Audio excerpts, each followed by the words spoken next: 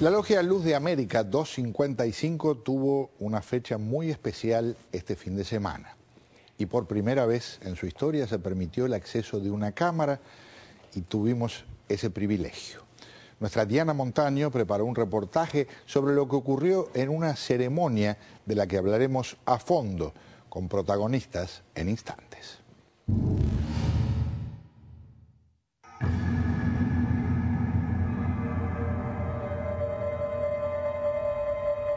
La masonería es una organización filosófica parecida a una religión. Se dice que es secreta, pero tal vez es más adecuado llamarla discreta. En nuestro país, los Estados Unidos de Norteamérica, la masonería ha jugado muchos papeles importantes desde el nacimiento de esta gran nación.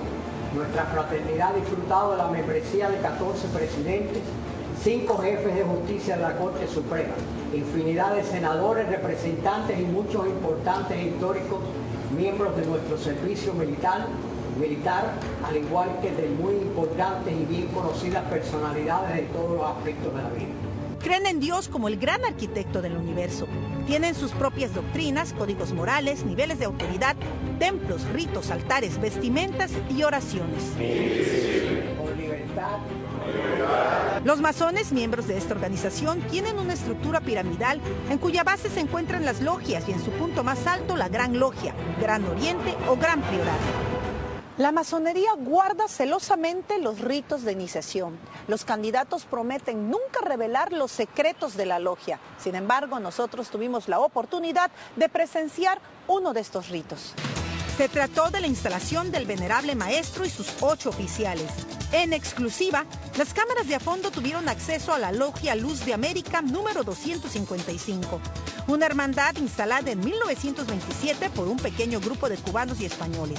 Desde hace 85 años, todos los años se elige a un venerable maestro y en esta ocasión, por primera vez, se eligió a un miembro de origen dominicano, un empresario del sur de la Florida llamado Domingo Castillo. ¿Está usted de acuerdo en debidamente constitución de la orden? Estoy de acuerdo. Las autoridades de la logia permitieron este acceso a un canal de televisión porque aseguran es hora de que la masonería se abra al mundo, sin dar a conocer los secretos de la misma, pero dejando saber que son una institución de hombres libres, de buenos modales, buen corazón y con deseos de servir al pueblo. Todavía ninguna evidencia debe hacernos olvidar que somos hermanos. El requisito principal para ser masón es creer en un ser supremo, pudiendo ser este Mahoma, Buda, Jesucristo o lo que ellos llaman el gran arquitecto del universo. Aunque existen logias masónicas que cuentan con mujeres entre sus miembros, esta logia floridana es bastante conservadora, al punto que cuando las logias francesas empezaron a aceptar mujeres, la Gran Logia de la Florida rompió sus relaciones con ella. Se espera, sin embargo, que la masonería se abra no solo al mundo, sino también al género femenino en su totalidad. Para Cerceca Fondo, Diana Montaño, América TV. Bueno, y la oportunidad es todavía más amplia para ir a fondo porque han tenido la enorme cortesía de acompañarnos para que aprendamos bastante de lo que ocurre en esta logia y en la masonería en general. Capítulo 1, le doy la bienvenida a Willy Falcón, muchísimas gracias por acompañarnos. Su grado, su cargo, su posición es primer vigilante, significa que dentro de un año puede ser el próximo venerable maestro, ¿es correcto? Correcto. Muchas gracias por estar con nosotros. Enseguida vamos a conversar. ¿Quién fue previamente venerable maestro? Eduardo Valdés. Muy buenas noches y bienvenido. Gracias. Y entonces, para hablar un poco de la historia, el historiador de la logia, Eduardo Jaime, nos acompaña. Muchísimas gracias, bienvenido. Gracias, Pedro. No pudo estar con nosotros el venerable maestro que mencionábamos recién por motivos de salud. Le deseamos muy pronta recuperación. ¿Cómo se sabe en este territorio de la masonería que lo próximo es venerable maestro? ¿Hay como un año de preparación? ¿Cómo funciona? No, precisamente es que nosotros celebramos elecciones anualmente y por concepto de la línea que se sigue, pues lógicamente si los hermanos tienen a bien y votan por el hermano primer vigilante, yo seré próximamente el venerable maestro, pero si los hermanos no votan en mayoría, por mí, pues entonces será otro hermano. Vamos a hablar de un hermano que previamente fue venerable maestro y le recuerdo, le pregunta una persona ignorante que está aprendiendo. Okay. En estas elecciones, ¿hay campañas internas? ¿Cómo es el proceso? No hay campañas internas. Lo que nada más los hermanos ponen su voto de confianza en un hermano que, como dice el hermano primer vigilante, que ha corrido los puestos oficiales, ¿no? Que ha cumplido en todos sus puestos. O sea que es un proceso gradual en el que se va escalando posiciones. Exactamente. Un nivel que uno empieza y ahí va, cada año va avanzando sus puestos oficialmente hasta llegar al venerable maestro. ¿Hay un solo tipo de masonería, señor Jaime? ¿O hay varios tipos de masonería? La masonería es una institución de carácter universal, es una. Cuando se habla de masonería filosófica, de masonería simbólica, ¿son simplemente ramas de lo mismo? En la masonería simbólica es cuando viene el hombre, se inicia y empieza su carrera masónica hasta el 3er grado, que se hace maestro masón. Lo filosófico son grados que se adquieren, pero tiene que ser primero un maestro masón. ¿Hay un tiempo determinado para recibir grados o hay que hacer cierto tipo de méritos? Hay un tiempo determinado y está en función de lo que dirijan los orientes de distintas naciones. Señor Falcón, cuando hablamos de la masonería, se pone a conversar con alguien y se entera que usted es masón y la pregunta inicial del que no está al tanto, ¿qué hacen los masones? Exacto. Eso me ha ocurrido a través de toda mi vida prácticamente, que la pregunta más frecuente es porque hay personas que creen que la masonería es una religión.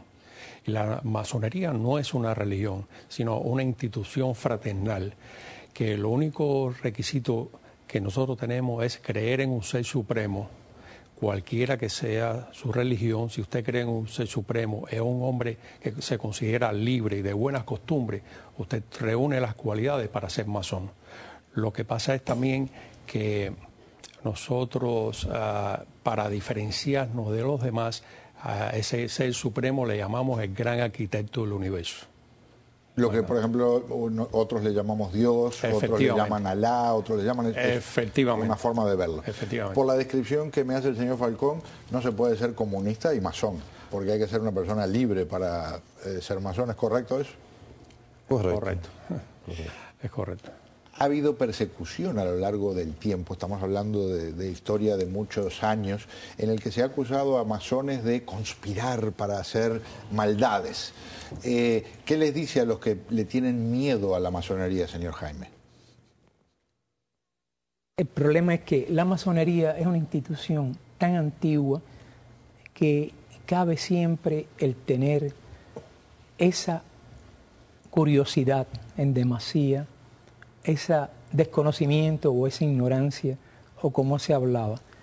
El primer principio para ser masón es ser un hombre de fe, que no entra en otra cosa que no sea el bien de la humanidad, respetar las leyes de la nación que viva y conducirse en un estilo de vida de acuerdo a lo más moral, familiar y siempre con vías de ayudar a la humanidad.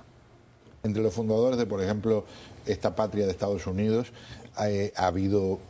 hubo masones, algunos de ellos de los principales integrantes del grupo que incluso redactó la Constitución de los Estados Unidos.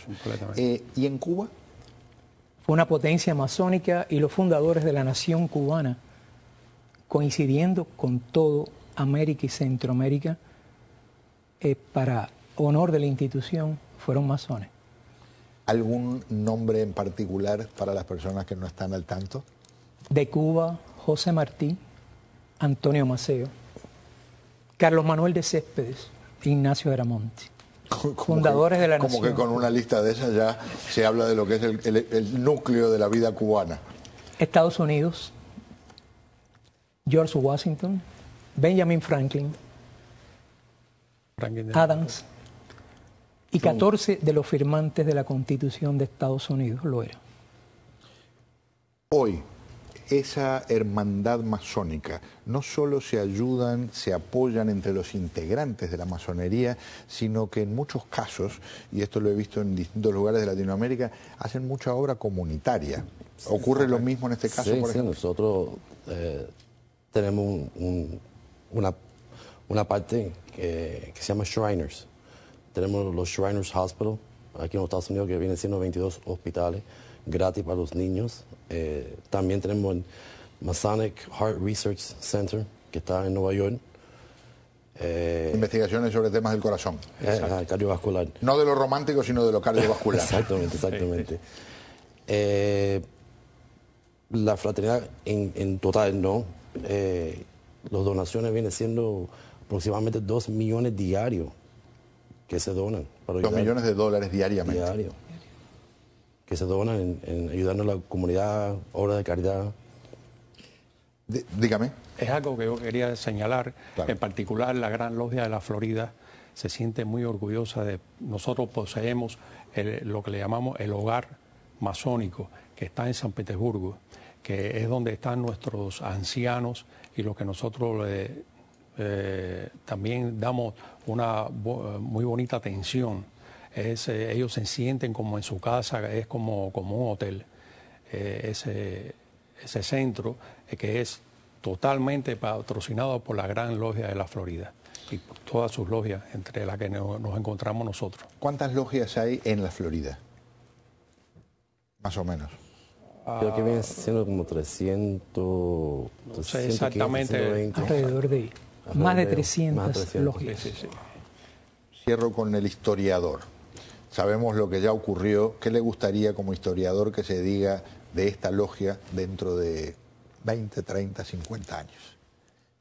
Que siguieron las mismas tradiciones de los que nos precedieron, hacer el bien por la humanidad, seguir ayudando, creando de un hombre bueno que sea mejor. Mi agradecimiento a ustedes y mi agradecimiento a Héctor Schubert, que ha estado ayudándonos muchísimo en este tema y que es integrante también de la logia. Les deseo lo mejor. Muy amables por abrirnos sus puertas. Gracias. Muchísimas gracias. Muchas gracias.